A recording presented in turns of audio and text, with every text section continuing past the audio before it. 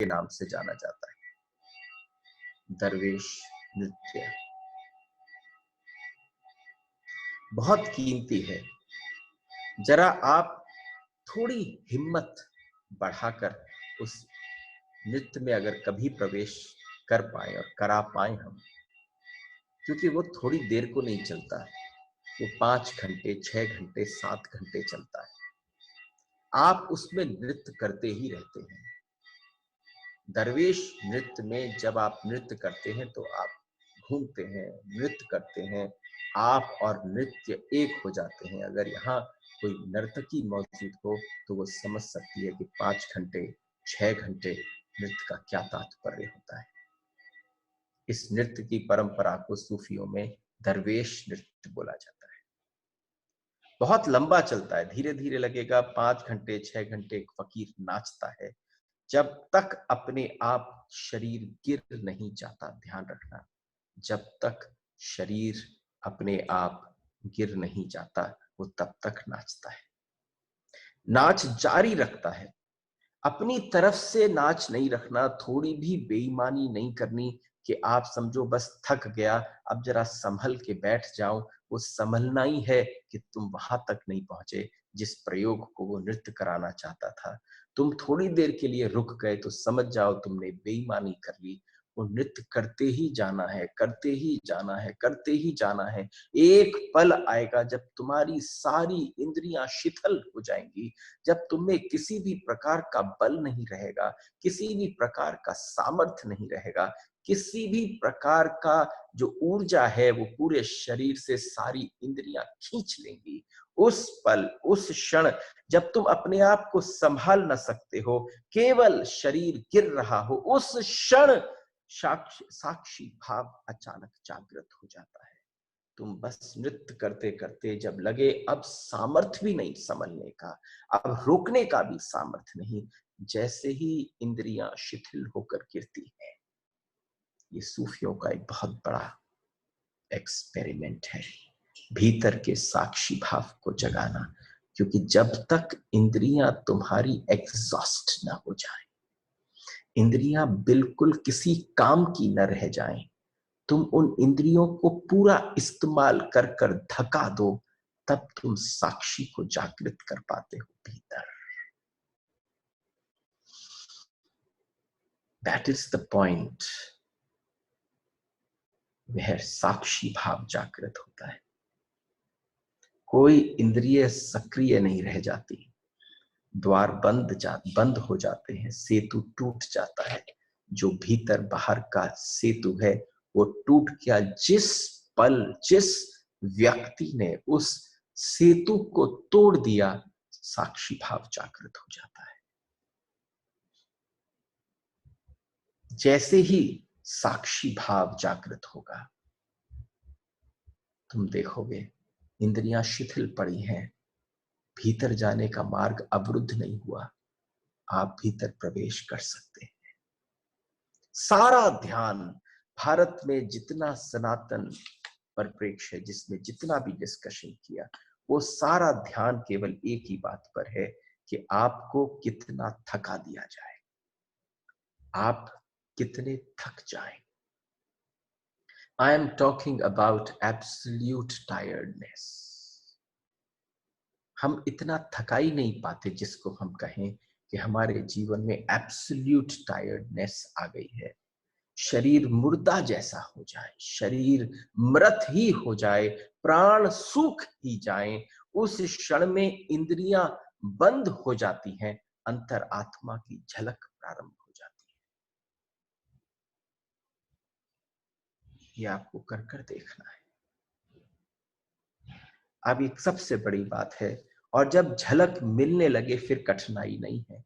एक बार किसी भी तरीके से भीतर जाने की, चाहे ज्ञानी का मार्ग हो, चाहे वैरागी का मार्ग हो, चाहे भक्त का मार्ग हो, तुम्हें बस एक बार पता चल जाए कि ऐसे भीतर जाया जा सकता है, उसके बाद तुम चले जाओगे, बिल्कुल घनघोर अमावस्या की रात हो और बिजली चमक रही हो, बिल्कुल रास्ता न दिखता हो, तुम्हें हाथ को हाथ न सूझता हो, बस केवल एक कौंध जाए बिजली बिजली आसमान में तो तुम्हें मार्ग दिख जाता है।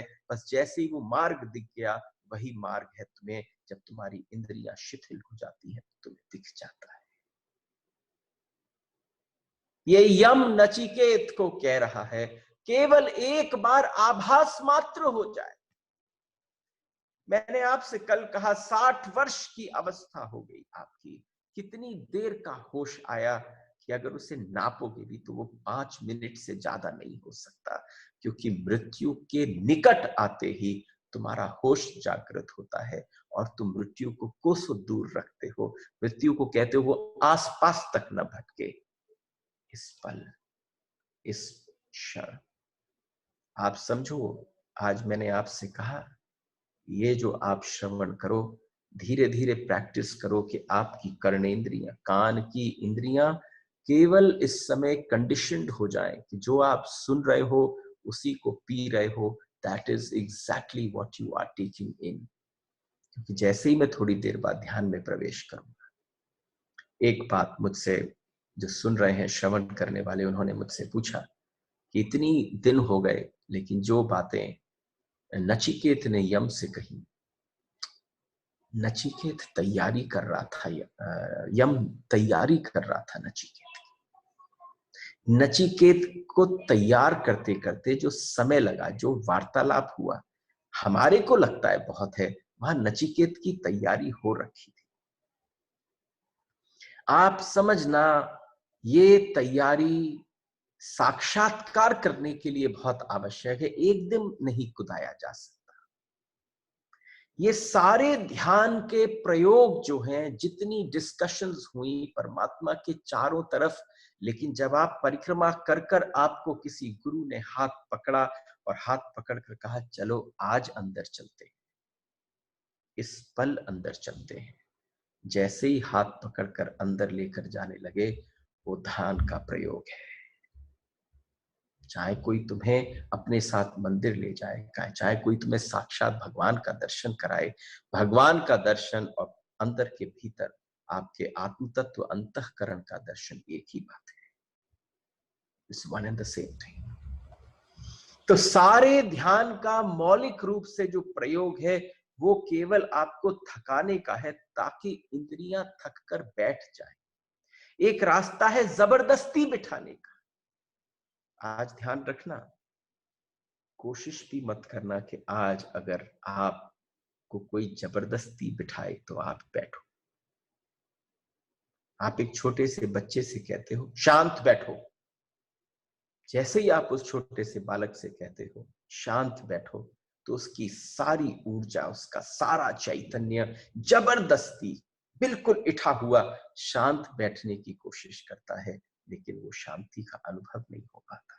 आप अगर चाहते हो कि बच्चा शांत बैठे तो उसकी इंद्रियों को धका दो, उससे कहो 25 चक्कर ऊपर नीचे के लगाओ, उसके पैर बिल्कुल वैसे हो जाएंगे, हाथ उसके हो जाएंगे, उसको मन करेगा एकदम विश्राम में प्रवेश कर जाऊं।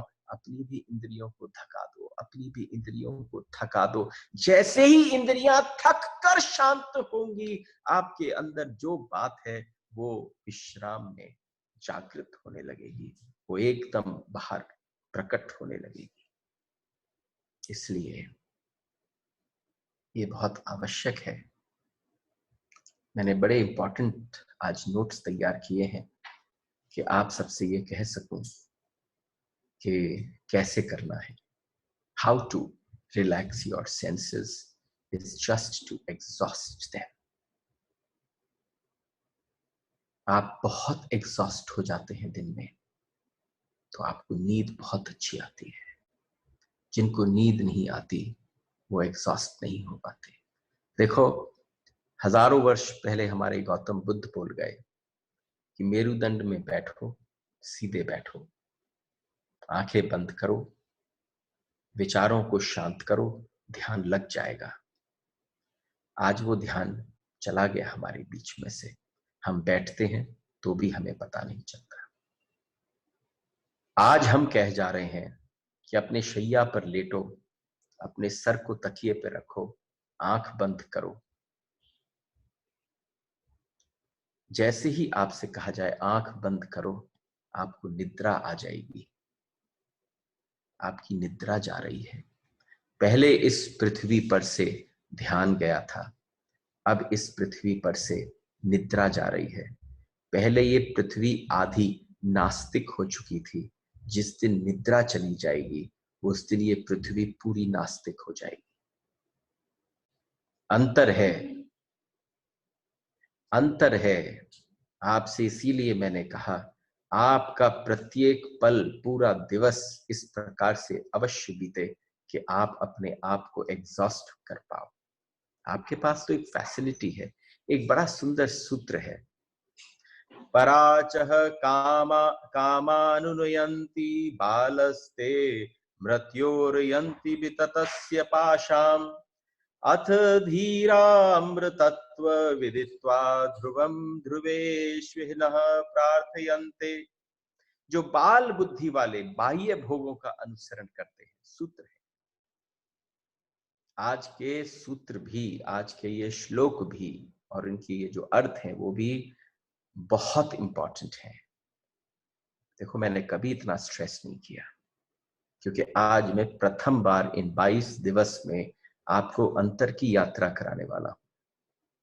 तो आप जरा गौर करना, ये श्लोक और इसके बाद दूसरा श्लोक, और जैसे ही दूसरे श्लोक का अर्थ करूं, हल्का सा समझाऊं और फिर हम भीतर की यात्रा प्रारंभ करें। जो बाल बुद्धि वाले लोग बाह्य भोगों का अनुसरण, ये जो सूत्र है, वे सर्वत्र फैले हुए मृत्यु के बंधन में पड़ते हैं। चारों तरफ मृत्यु का बंधन है, वो उसमें पड़ जाते हैं। किंतु बुद्धिमान मनुष्य नित्य अमर पद को विवेक द्वारा जानकर इस जगत में अनित्य भोगों में से किसी को भी नहीं चाहता। बार बार एक शब्द आता है, विवेक। विवेक का केवल इतना अर्थ है, विवेक इज विजडम, केवल इतना अर्थ है कि पता चल जाए क्या सार्थक है और क्या निरर्थक है। इतना भी पता चल जाए कि जो निरर्थक है वो ये निरर्थक की कैटेगरी में है, ये सार्थक की कैटेगरी में है। हम लोगों ने एक गलती कर दी है, हमने सारी चीज जो निरर्थक है उसको सार्थक बना लिया है, और जो परम सार्थक है उसको हमने निरर्थक बना दिया है। वो ऑफ नो यूज है। जगत में हम कुछ भी चाहें, पहली तो बात, अगर ना मिले तो हमें दुख होता है, पर एक बात भीतर जाके देखो, मिल जाता है तो क्या सुख प्राप्त होता है। आप जिन जिन चीजों की कामना करते हो वो जब तक ना मिले, केवल तब तक उसके मिलने के आशा पर आपको जो प्राप्त होता है उसको आप कहते हैं, अगर ये मिल जाए तो सुख हो जाएगा, ये प्राप्त हो जाए तो सुख हो जाएगा, मैं ऐसा हो जाऊं तो सुख हो जाएगा। लेकिन जैसा ही आपको वो मिलता है उसी समय आपका सुख तो गायब हो जाता है। पर कभी कभी जो चीज सुख को प्रदान करती है वही दुख का कारण बनती है। जो भी आपने चाहा अपने अतीत में, अगर न मिला तो दुख आया, और मिल गया,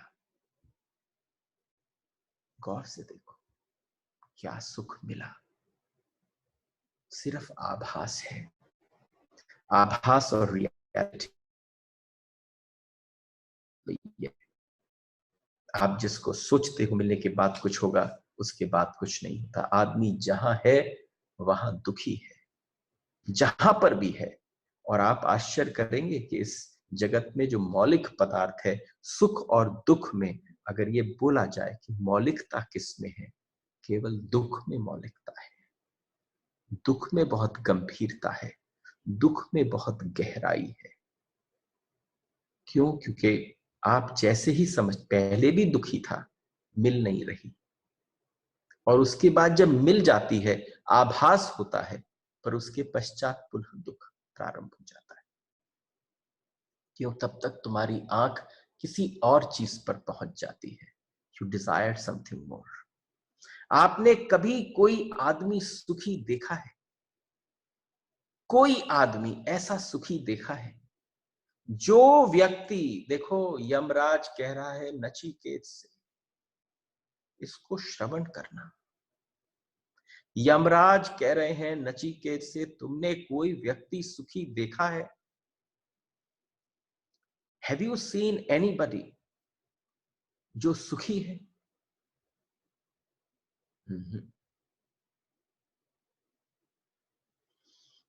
कौन सुखी है?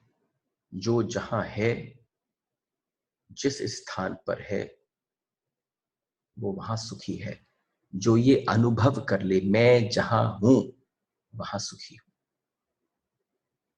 मैं जिस पल जहां पर हूं वहां सुखी हूं, वो संन्यास्त है। और जो व्यक्ति जहां पर है और अपने आप को दुखी मानता है, वो गृहस्थ है। क्यों? वो हमेशा भविष्य में जी रहा है, उसकी सारी आस जो है वो भविष्य पर लगी हुई है। He is only thinking about future. तो जो प्रेजेंट है उसको एंजॉय भी नहीं कर पा रहा है, उसे मजा भी नहीं आ रहा है। इसलिए ध्यान रखें कि क्या डिफरेंस है सन्यासी और गृहस्थ में। इस पल, इस क्षण तुम पहले तरसते थे कि परिवार के साथ रहूं, वो तुम्हें सुख लगता था। आज अगर तुम्हें भीतर, कह नहीं पाते हो, लेकिन अगर भीतर तुम्हें वही आज परेशान कर रहा है कि अब मैं बाहर ही नहीं जा पा रहा, तो पहले बाहर कितना आपको आनंद आता था, आज आनंद आता है, पर आप बाहर से भी पहले तृप्त हो चुके थे। तो जो व्यक्ति जहां है वहां अपने आप को सुखी माने, सो संन्यस्त। जो व्यक्ति जहां है, जिस अवस्था में है, सदैव अपने आप को दुखी माने, वो गृहस्थ। और उपनिषद कह रहा है कि बाल बुद्धि वाले लोग, बचकानी बुद्धि वाले लोग अप्रौढ़ केवल बाहर की वस्तुओं का अनुसरण करने में जीवन गंवा देते हैं। और बुद्धिमान विवेकशील व्यक्ति इस सत्य को जान करके बाहर कभी किसी को ना आनंद मिला न कभी मिलेगा। ये बुद्धिमान कौन है? जो भीतर की तरफ प्रवेश करते हैं, अपने ही अनुभव से ही जीवन के प्रयोगों के इस रहस्य को, जो बाहर में से के अनित्यों भोगों को आकांक्षा छोड़ देता है, वही व्यक्ति विवेकशील है। वो बाहर की अननेसेसरी पागलपंती को जिस पल छोड़ देता है। What are you wanting?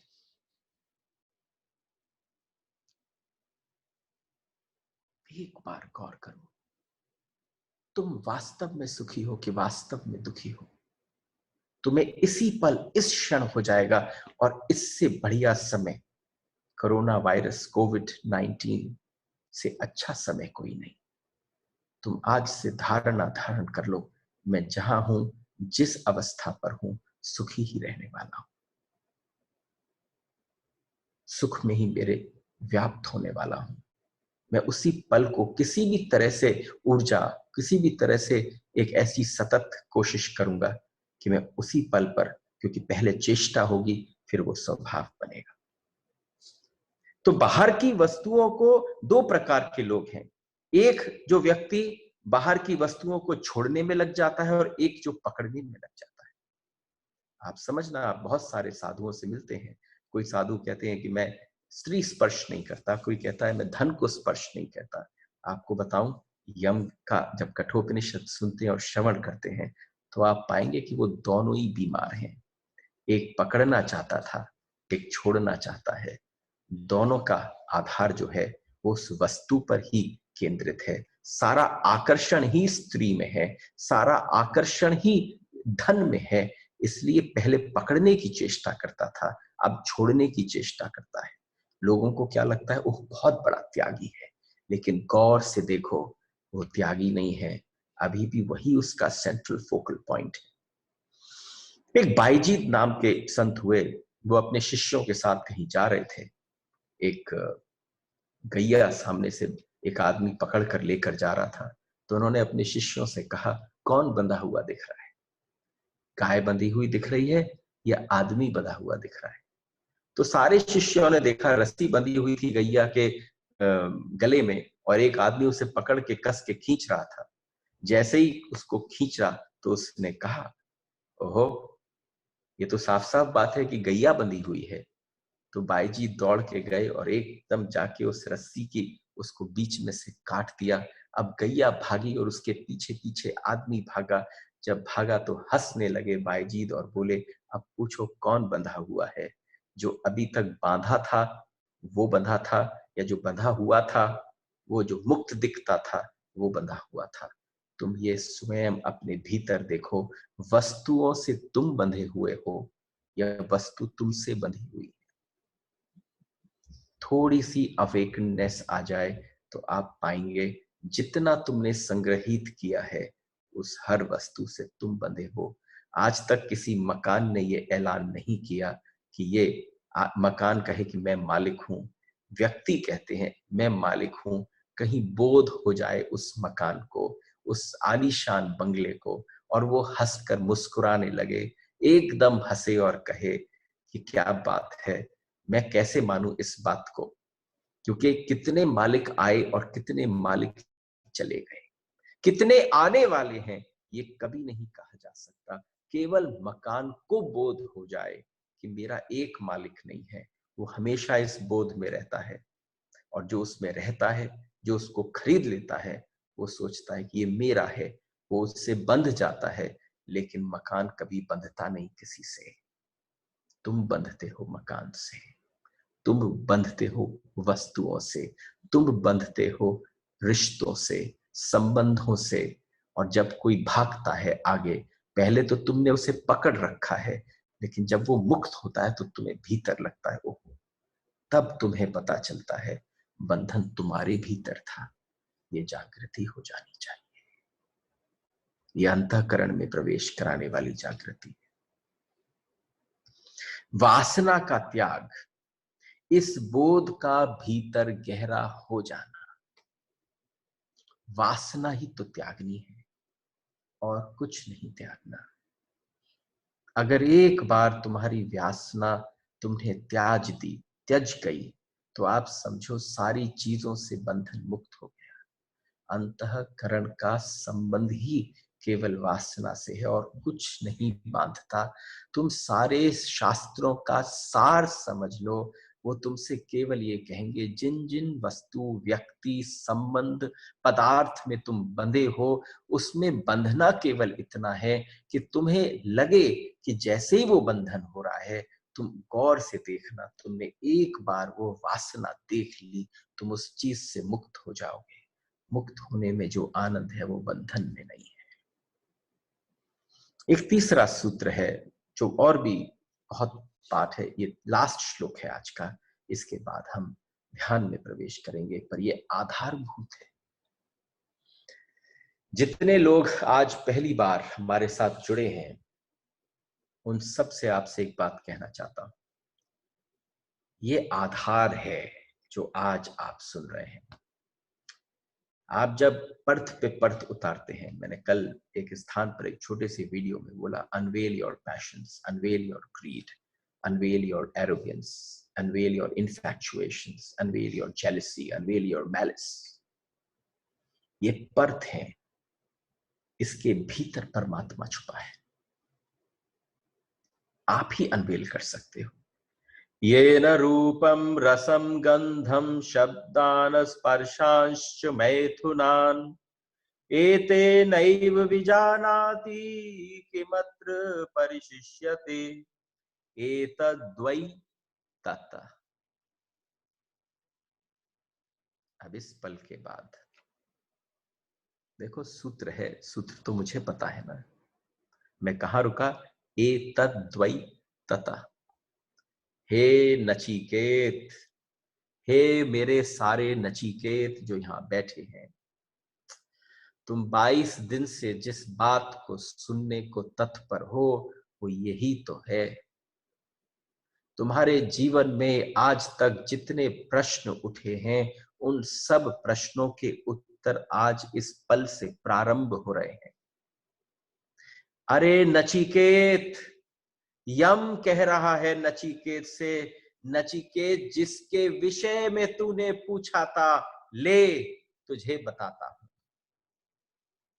तुम शब्दों पे न जाना, 60-60 साल, 70-70 साल जी लिए, तुमने अपने आप को शब्दों में ही बांध रखा है। शब्दों के भीतर जाना, क्योंकि शब्द बहुत चालाकी है, शब्द बहुत मनोरंजन है। यम, और यहां शब्द के बिना गति भी नहीं है, लेकिन यम कह रहा है नचिकेत से, हे नचिकेत, येन रूपम रसम गंधम, येन रूपम, रूप रस स्पर्श गंध, ये जो सारी इंद्रियां करती हैं, सारे तुम स्त्रियों के साथ संबंध रखते हो, जो भी तुम्हारे जीवन में इस इंद्रियों से उठना, लेना, सूंघना, खाना, स्वाद, श्रवण, संगीत, दिस इज कठोपनिषद। यम नचिकेत को कह रहा है, जिस परमात्मा के संबंध में तूने पूछा था, तुमने नहीं पूछा, तुम्हें डर लगता है कहीं वो ही ना आके बैठ जाए।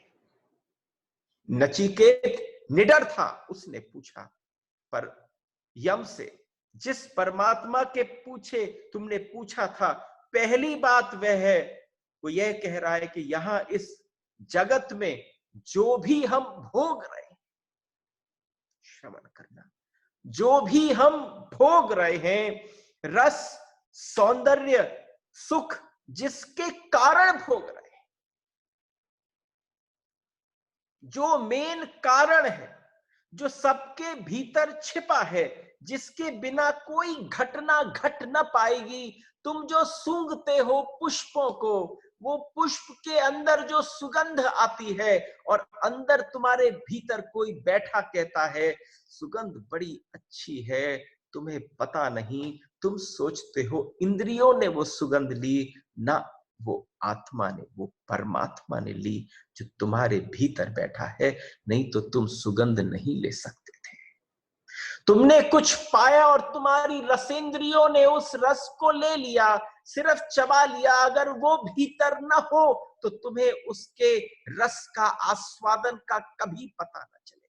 जिस पल तुम्हें पता चले, तुम्हारे होने का आभास हो, तुम्हारा छोटा सा एक पौत्र आकर तुम्हारे छाती से लिपट जाए, और भीतर वो जो आनंद जाता हो, उस आनंद को वो अनुभव जो करता है, वो भीतर बैठा तुम्हारा परमात्मा, जिसके बिना तुम कुछ नहीं कर सकते। आज एक बहुत बड़ा प्रश्न चिन्ह है जो तुम सब पर लगता है, क्या तुम घूमते हो, फिरते हो, सुगंधी लेते हो, शब्द, स्पर्श, रूप, रस, सारे जगत के आकर्षण को देखते हो, क्या तुमने कभी अपने भीतर वो जो अनुभव करता है, जिसकी वजह से ये सब दिखता है, जिसकी वजह से ये सब कुछ तुम कर पाते हो, तुम्हारा होना, तुम्हारा उठना, तुम्हारा बैठना, तुम्हारा सोना, तुम्हारा सब कुछ जिसकी वजह से हो रहा है, क्या तुमने एक पल के लिए भी, एक क्षण के लिए भी उसको आभार जताया है आज तक? वो है परमात्मा, जिसकी वजह से सब कुछ हो रहा है। हमारी दृष्टि लग जाती है कोई, और एक बात समझना, इस पूरे संसार में हर चीज त्रिवेणी है, electrons, neutrons, protons, Brahma, Vishnu, Mahesh, सतोगुण, रजोगुण, तमोगुण, ये पूरी सृष्टि केवल त्रिवेणी के ही संगम में व्याप्त है। तीन ही तो त्रिवेणी है, हर एक बात की त्रिवेणी है। और वो त्रिवेणी कैसी है? एक ज्ञेय है, एक ज्ञाता है, और एक ज्ञान है। आपका सारा ध्यान उस ज्ञेय पर है। वो ज्ञेय क्या है? वो ज्ञेय केवल ऑब्जेक्ट है। आप सब्जेक्ट से बिल्कुल बेखबर हो, लेकिन अगर पता चल जाए कि सब कुछ उसी का है, उसकी वजह से हो रहा है, आप तक मैं पहुंच पा रहा हूं। और अगर आपके शरीर में रोमांच हो रहा हो पहली बार पता होने का, तो तुम्हें आभार से, ग्रैटिट्यूड से भर जाना चाहिए कि परमात्मा कौन है। तुम अभी बाहर बाहर के प्रश्नों में डूबे थे, अभी तक तुमने भीतर ही कहां डुबकी लगाई। जब भीतर यमराज पकड़कर यम ने नचिकेत का हाथ पकड़ा, आज इस पल मुझे लगता है हाथ पकड़ूं सबके और भीतर ले जाऊं और कहूं, आओ तुम्हारा इंट्रोडक्शन उससे कराऊं जिसकी वजह से तुम सब इस जगत से इंट्रोड्यूस्ड होते हो। वो जो है वही है परमात्मा का स्वरूप। आप देखो हर जगह त्रिवेणी है। एक ब्रज के बड़े प्यारे से भक्त थे, उन्होंने कहा, एक ऐसी पद लिख दिया, पग पग होत प्रयाग। जहां दो भी दिखते हैं वहां पर भी तीन है, क्योंकि भक्ति योग का आचार्य हूं। तो आपको बताऊं, तीसरा तत्व हमेशा छुपा हुआ रहता है।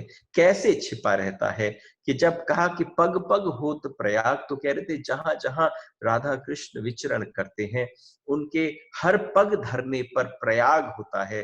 तो किसी ऐसे ही सांसारिक व्यक्ति ने पूछ लिया कि हे भगवान ये बताइए प्रयाग कैसे होता है, कृष्ण एक राधा रानी एक, तो कैसे पता चलेगा तीसरा कौन है। तो वहां वो संत बड़े मौज में थे, वो इस जगत के त्रिवेणी के रूप को ही दर्शाने की चेष्टा कर रहे थे कि बताओ तीसरा तत्व कहाँ है। तीसरा तत्व तो उन संत ने कहा, भगवान कृष्ण के चरणों से जो बहे सो यमुना, राधा रानी के चरणों से जो बहे वो गंगा। तो उसने कहा भगवान तीसरी कैसे पैदा करोगे। तो उसने कहा जब रास होता है और दोनों की एड़ियां आपस में रगड़ खाती हैं और राधा रानी के चरणों में जो आलता है वो जब आलता बहकर बहने लगता है तो सरस्वती प्रकट हो जाती है। इसी प्रकार से दो चीजों की रगड़ में जो तीसरे की अनुभूति होती है वो परमात्मा है। तीसरे का होना, अगर आप आज के बाद इस लेक्चर को सुनने के बाद अगर आप आभार से न भर जाओ, ये आपने सुना और ये भीतर चला जाए और उसके होने का एहसास तुम्हें हो जाए, तो तुम समझना यम नचिकेत संवाद सफल हो गया। तुम समझना पहली बार पता चला वो कौन है, वो कैटलिक एजेंट है। यम कह रहा है ये जो भीतर छिपी चेतना है जो सभी सुखों का अनुभव करती है, यह जो अनुभोक्ता है, यह जो अनुभव करता है, और यह कुछ भी अनुभव करने योग्य नहीं है, जो ये अनुभव कर लेता है। तुम समझो भीतर बैठा व्यक्ति, भीतर बैठा परमात्मा ये भी अनुभव कर लेता है कि अनुभव करने जैसा नहीं है। यहां कुछ भी अनुभव करने योग्य नहीं है, जो ये अनुभव कर लेता है या पाने योग्य कुछ शेष नहीं रह गया है। यहां कुछ पाया जा भी नहीं सकता, कुछ योग्य भी नहीं है, पाया जा भी नहीं सकता। यही जो परमात्मा जिसके विषय में तुमने पूछा, ये है वो परमात्मा। आज के बाद से जो कल से सुबह से जब हम बैठेंगे तो हम एक एक परत उठाएंगे इस परमात्मा की, जो यम ने उठाई नचिकेत के ऊपर पड़े हुए उन पर्दों को, और उन्होंने खोलना प्रारंभ किया। आपको बताऊं, जब कोई व्यक्ति ईश्वर की पहली व्याख्या हुई, वो थी भीतर का दृष्टा। जो भीतर का दृष्टा है वो है परमात्मा। पता नहीं मेरी अल्प बुद्धि और मेरे अल्प शब्दों का चयन जो यम ने कहा नचिकेत से, इन सूत्रों के माध्यम से मैं आप तक पहुंचा पाया कि नहीं, पर मैं अनुग्रहित हूं उस यम का जिन्होंने ये मार्ग बताया। अगर आप इस पल पूरे चैतन्य से भर जाएं तो आप पाएंगे कि आप तो हो ही नहीं, मिट ही गए, केवल वो ही है जो सुन पा रहा है। ये अनुभव हो जाए तो तुम्हारे भीतर भी परमात्मा का आविष्कार होना प्रारंभ हो जाएगा। आइए ध्यान में प्रवेश करते हैं। आइए, तैयारी है। और देखिए, इस पल के बाद से मैं निकेत जी को कहूंगा कि रिकॉर्डिंग